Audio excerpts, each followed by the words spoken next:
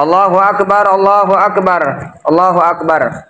Hadirin jamaah Idul Adha yang dimuliakan Allah Subhanahu wa taala. Di pagi hari yang penuh barokah ini, kita berkumpul untuk melaksanakan salat Idul Adha. Baru saja kita laksanakan ruku dan sujud sebagai bentuk perasaan takwa kita kepada Allah Subhanahu wa taala. Kita agungkan namanya. Kita gemakan takbir dan tahmid sebagai pernyataan dan pengakuan atas keagungan Allah. Takbir yang kita ucap bukanlah sekedar gerak bibir tanpa arti, tetapi merupakan pengakuan dalam hati, menyentuh dan menggetarkan relung-relung jiwa manusia yang beriman. Allah Maha Besar, Allah Maha Hebat, Allah Maha Agung. Tiada yang patut disembah kecuali Allah Subhanahu wa taala. Oleh karena itu, melalui mimbar ini kami mengajak, mari kita selalu bertakwa kepada Allah Subhanahu wa taala dengan menundukkan kepala dan jiwa kita di hadapan Allah yang Maha Besar. Campakkan jauh-jauh sifat keangkuhan dan kecongkakan yang dapat menjauhkan kita dari rahmat Allah Subhanahu wa taala. Sebab apapun kebesaran yang kita sandang, kita kecil di hadapan Allah. Betapapun perkasanya kita lemah di hadapan Allah yang Maha Kuat. Betapapun hebatnya kekuasaan dan pengaruh kita di masyarakat, kita tidak ada berdaya dalam genggaman Allah yang Maha Kuasa atas segala-galanya. Allahu Akbar, Allahu Akbar, Allahu Akbar. Hadirin jamaah Idul Adha yang dimuliakan Allah Subhanahu wa taala. Dalam Islam ada dua hari raya, Idul Fitri dan Idul Adha. Jika diperhatikan, dua hari raya ini merupakan penutup dari dua ibadah agung di dalam rukun Islam. Idul Fitri sebagai penutup puasa Ramadan dan Idul Adha sebagai penutup ibadah haji. Berbicara mengenai haji, ada sebuah kisah yang sangat inspiratif dari Abdullah ibnu Mubarak, seorang ulama besar generasi tabi'in, seorang wali agung yang wafat pada tahun 1800 Hijriah. Suatu ketika, di saat melaksanakan ibadah haji, bermalam di Mina, ia bermimpi melihat dua malaikat sedang berbincang-bincang. Kamu tahu tidak berapa banyak dari mereka yang diterima ibadah hajinya? Tanya malaikat kepada rekannya. Lalu temannya menjawab, tidak. Kebanyakan mereka tidak diterima hajinya. Namun Allah telah memaafkan dan menerima haji mereka semua berkat seorang pria yang bernama Muwaffaq, tukang sol sepatu di Damaskus, meskipun dia sendiri belum pernah menunaikan ibadah haji. Mendengar ucapan itu, Abdullah ibnu Mubarak pun langsung terbangun dari tidurnya. Sepulang haji, ia segera menuju kota Damaskus, Syria, yang ingin mencari sang tukang sol sepatu yang disebut malaikat dalam mimpinya. Apa keistimewaan dia sehingga mendapatkan kemuliaan yang begitu agung di sisi Allah Subhanahu wa taala? Ia terus mencari dan mencari sampai akhirnya ia mendapati seorang tukang sol sepatu. Benarkah Anda bernama Muwaffaq? Tanya Ibnu Mubarak. Betul Tuan. Ada apa yang bisa aku bantu? Aku ingin tahu, adakah sesuatu yang telah Anda perbuat berkaitan dengan haji? Apakah Anda sudah melaksanakan haji? Tanya Ibnu Mubarak. Belum Tuan. Coba ceritakan bagaimana kisah Anda mengenai ibadah haji. Memang ada apa Tuan? Kata mereka. Ceritakan dulu, nanti aku akan beritahu sesuatu, kata Ibnu Mubarak. Lalu Muwaffaq pun bercerita, sejak bekerja sebagai tukang sol sepatu, setiap hari aku menyisihkan uang dari hasil kerja, sedikit demi sedikit aku kumpulkan dengan harapan bisa menjadi bekal menunaikan ibadah haji. Sampai suatu hari aku hitung tabunganku, ternyata telah mencukupi aku untuk beribadah haji pada tahun itu. Pada malam harinya istriku mendatangiku. Dia sedang hamil dan aku lihat dia membawa piring. Lalu ia mengatakan kepadaku, wahai suamiku, adakah kau mencium bau masakan daging bakar? Cobalah kau cari. Siapakah yang masak sehingga baunya begitu nikmat? Ketuk pintunya, mintalah untukku. Katakan kepadanya aku sedang hamil. Ini pintaan istrinya kepada suaminya. Kemudian aku pun mencari sumber bau masakan itu.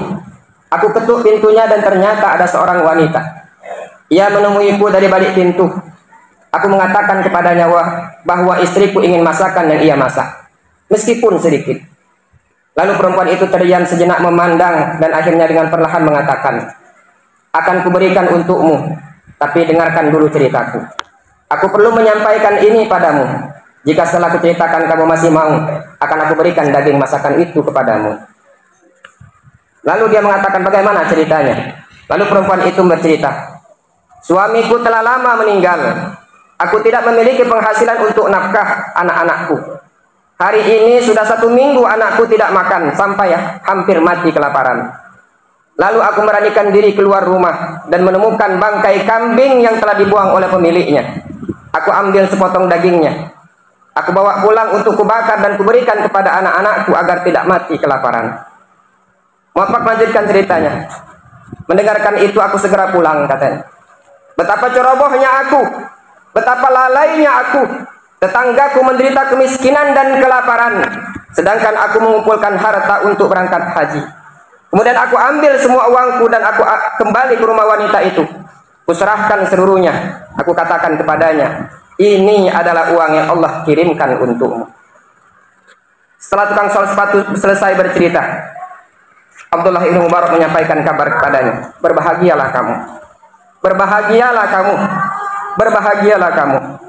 Allah tidak hanya mencatat pahala haji untukmu, tetapi juga Allah menerima seluruh ibadah haji orang yang beribadah pada tahun ini berkat kebaikanmu terhadap tetanggamu yang hampir mati kelaparan. Hadirin jamaah Idul Adha rahimakumullah. Dari cerita di atas kita bisa memetik pelajaran, menjadi bahan renungan buat kita. Pertama, betapa pentingnya niat dalam beribadah.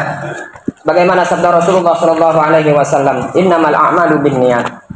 Semua amal akan sah dan diterima oleh Allah Subhanahu wa taala sesuai dengan niatnya. Setiap orang hanya mendapatkan apa yang ia niatkan. Banyak orang yang berangkat haji, melaksanakan haji, tetapi ibadahnya tidak diterima. Mungkin niatnya bukan karena Allah Subhanahu wa taala. Bisa saja niatnya ingin berwisata, berjalan-jalan, atau ingin mendapatkan gelar status sosial di masyarakat. Tetapi di sisi lain, ada orang yang belum mampu berangkat haji, namun mendapatkan pahala haji yang sempurna, bahkan menjadi sebab diampuni seluruh jamaah haji yang lain. Sebab ketulusan niat ingin berangkat haji, dia ingin berangkat haji, tetapi dia lebih mementingkan keadaan sosial yang ada di sekelilingnya. Tetapi kita tidak boleh berhenti sebatas itu. Kita harus memasang niat yang kuat untuk berangkat haji karena Allah Subhanahu wa taala, bukan karena yang lain. Berangkat haji karena Allah, bukan karena ingin mendapatkan status sosial di masyarakat.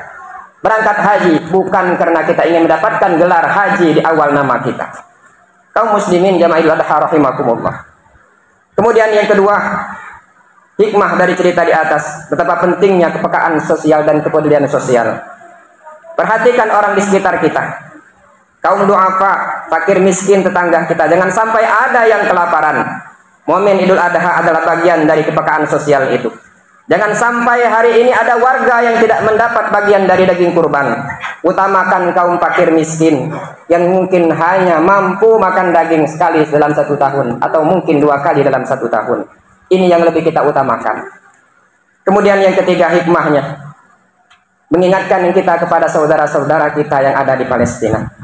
2 juta orang kelaparan, tidak memiliki rumah, tinggal di tenda-tenda karena kota dan tempat tinggalnya hancur dibombardir oleh penjahat-penjahat kemanusiaan. Puluhan ribu meninggal dunia. Apa yang sudah kita lakukan? Apa yang bisa kita lakukan untuk mereka? Jangan sampai kita abai. Mereka itu adalah saudara kita. Mereka itu adalah saudara kita seiman. Jangan sampai kita abai dan kita cuek dengan keadaan yang ada di sana.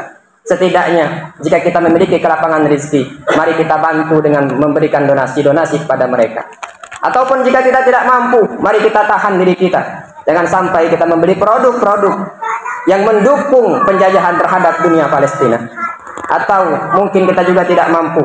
Jangan lupa lisan kita selalu untuk mendoakan mereka. Semoga mereka selalu diberikan kekuatan oleh Allah, diberikan rahmat dan keberkahan oleh Allah Subhanahu wa taala. Amin ya rabbal alamin.